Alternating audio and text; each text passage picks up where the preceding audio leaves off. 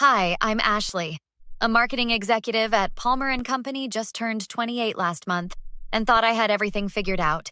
Great career, amazing fiancé, perfect life. Well, that's what I believed until everything started falling apart. You have to meet him, Sophia. He's different from anyone I've dated before. Okay, calm down, Ashley. Tell me more about this mystery man. James is just everything. We met at the Digital Marketing Summit. He runs his own tech consulting firm, and the way he talks about business strategy just lights up the room. Girl, you're glowing. When do I get to meet Prince Charming? Tonight, actually. Marcus from work is joining us, too. Thought it'd be nice to have my best friend and work buddy give their stamps of approval. Later that evening at Bistro 73. So, James, Ashley tells me you're quite the business whiz. Well, Marcus, someone has to be the brains in the relationship. Everyone laughs, but something feels off about his tone. 8 months later. Mom, he proposed. James actually proposed. Oh, honey, I'm so happy for you. James is such a catch. Linda Roberts' daughter marrying a successful businessman? Rachel, can you believe I'm getting married? Sis, are you sure about this? Something feels off about James. What do you mean? Just the way he talks about your work sometimes. Like yesterday, when he said you're playing at being an executive. He was joking.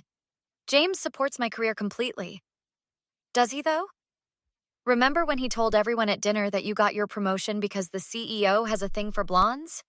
Rachel, stop. You're reading too much into things. But later that night, lying in bed, I couldn't shake my sister's words. The comments that I'd brushed off as playful teasing started replaying in my mind with a different tone. You're overthinking, Ashley, I whispered to myself. James loves you. He's successful, charming, and everyone adores him. This is just pre-wedding jitters. My phone buzzed. A message from Sophia.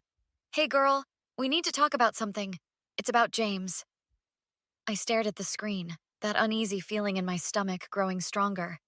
Maybe there was more to Rachel's concerns than I wanted to admit, but I wasn't ready to face that possibility. Not yet.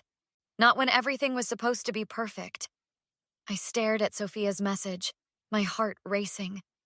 Meeting her at Cafe Luna the next morning confirmed my worst fears. He was literally mocking your presentation to the Johnson account right in front of everyone. What? When did this happen, Sophia? At the networking event last week, James was telling everyone how you accidentally landed the biggest client of your career. My coffee went cold as memories started flooding back. The client dinner last month? And here's my lovely fiancé, still learning the ropes of corporate life. Show them your cute little marketing strategy, honey. James, I've been in marketing for 6 years. See what I mean? She gets so defensive about her little job. The restaurant fell silent. I wanted to disappear. Marcus called me yesterday, Sophia continued. You need to hear what he overheard. Hey, Ashley, I was at Goldman's bar when I heard James bragging to his buddies. Said he's got you wrapped around his finger, training you to be the perfect trophy wife. My hands started shaking. He wouldn't... There's more, Rachel chimed in, joining our table. Remember his ex-fiancée? I found her on social media. James did the same thing to her. Public humiliation, gaslighting, the works. But when I confront him, he always says he's joking. Classic manipulation, sis. Look at these screenshots from his ex. The messages were like looking in a mirror. You're too sensitive. Can't you take a joke? Everyone thinks you're overreacting. I started recording everything, Marcus added. The way he talks about you to clients, at parties. Ashley, it's not okay. That evening, at another business dinner, my fiancé tried to contribute to the conversation about market trends. Isn't she adorable? Stick to planning our wedding, sweetheart. James, stop undermining me. Oh, honey, you're being dramatic again. Everyone knows I'm just teasing. Right? Everyone? Uncomfortable glances around the table. I pulled out my phone, started the voice memo app under the table. Actually, James, I'd love to hear Ashley's thoughts on the market trends. Thanks, Marcus, but apparently my expertise is limited to wedding planning. Later that night, reviewing the recording, his condescending tone was unmistakable. No more brushing it off as jokes. No more excuses. I started a digital diary, documenting every incident, every witness, every subtle jab disguised as humor. "Your sister's getting quite the collection of evidence," Sophia whispered during lunch.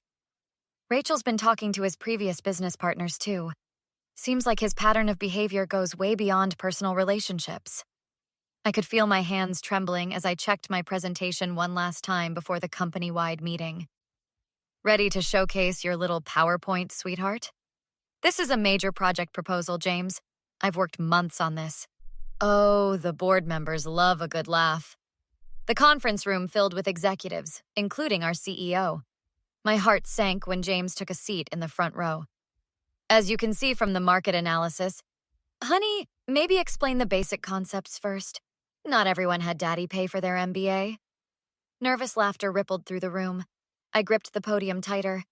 "James, I earned my MBA while working full-time.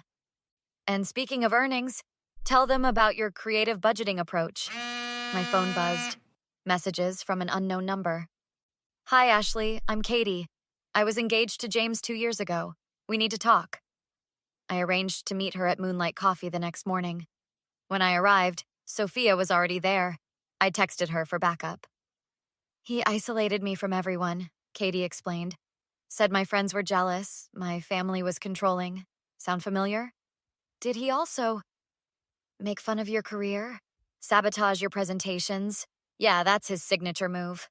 Sophia pulled out her laptop. I recovered these deleted texts from his cloud backup.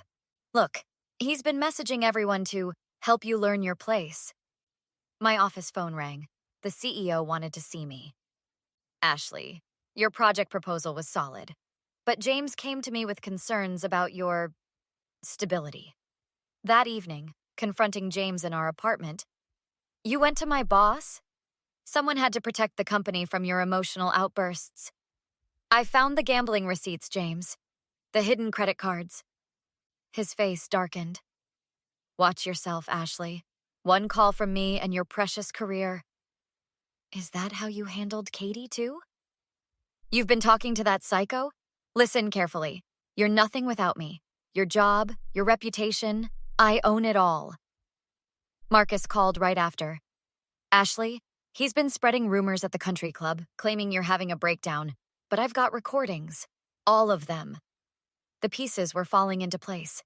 6 months of documented abuse, witnesses, evidence. Sophia texted, "The charity gala's tomorrow. Everyone who matters will be there." Perfect. Time to show them who James really is. The charity gala buzzed with Silicon Valley's elite. I spotted James holding court near the bar, his signature smirk in place. "There's my lovely fiancé. Finally learned how to dress for success, didn't you?" "Actually, James, I learned a lot from you. Want to see?" The projector flickered to life. Marcus had helped set everything up perfectly. "What's this nonsense?" "Just a highlight reel of your greatest hits.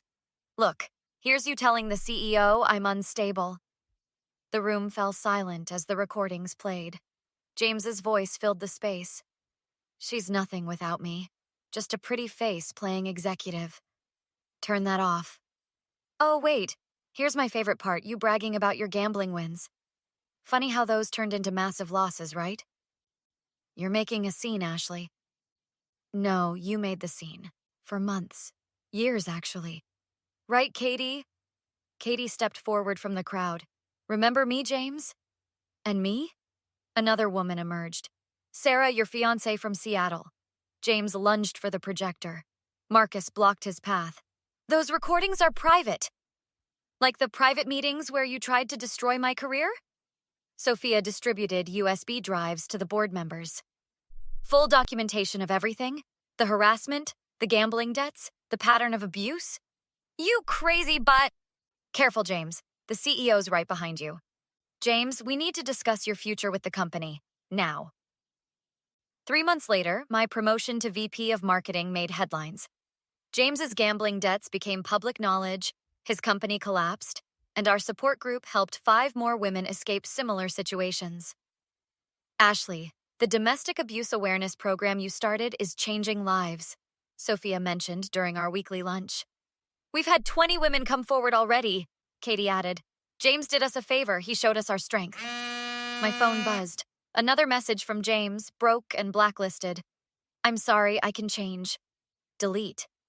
More wine, ladies. Let's toast to karma. And to friendship, Marcus chimed in, joining our table. Though I still can't believe he tried to blame his gambling on you. Best part? His old country club buddies now attend my financial literacy workshops. Nothing like a good redemption story. The support group grew stronger each week. James became a cautionary tale, while I rebuilt my life with real friends and genuine success. Sometimes the best revenge is simply thriving and helping others do the same. What would you have done differently if you were Ashley after discovering James's first attempt at public humiliation? Would you have confronted him immediately, gathered evidence like she did, or taken another approach? Share your thoughts on recognizing and handling toxic relationship red flags. If this story resonated with you, help us spread awareness by liking, sharing, and subscribing.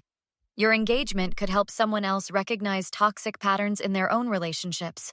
Hit that bell icon to catch more real-life stories about overcoming manipulation and finding strength.